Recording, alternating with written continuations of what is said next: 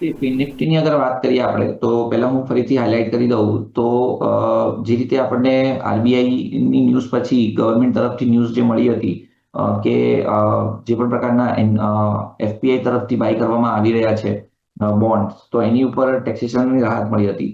હવે આઈડિયલી તમે જોશો તો એ બોન્ડ એકચ્યુઅલી કોની પાસે હશે, તો એ આપણા ઇન્ડિયાના એનબીએફસી થઈ ગયા, યા તો પછી કશે ને કશે આપણે એવું કહી શકીએ કે જે પીએસયુ બેંક છે એમની પાસે થઈ ગયા.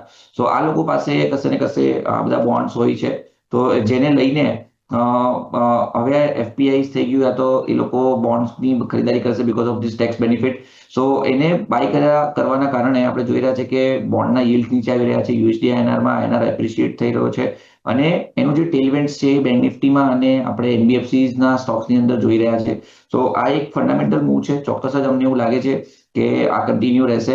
હવે અત્યારે જે રીતનો ઘટાડો આવ્યો છે, તો તમે જોશો તો બજાજ ફાઇનાન્સ થઈ ગયો, યા તો બજાજ ફિનસર્વ થઈ ગયો, એની બીજી બાજુ તમે શ્રીરામ ફાઇનાન્સ જોશો. સો અહીંયા જે સ્ટોક્સ છે એમાં જે મેજર એવું રિવર્સલ આપણને જોવા નથી મળી રહ્યું, પરંતુ અમને એવું લાગે છે કે આ ન્યૂઝને કારણે અહીંયા એક સારી એવી અપસ્વિંગ આવી શકે એમ છે.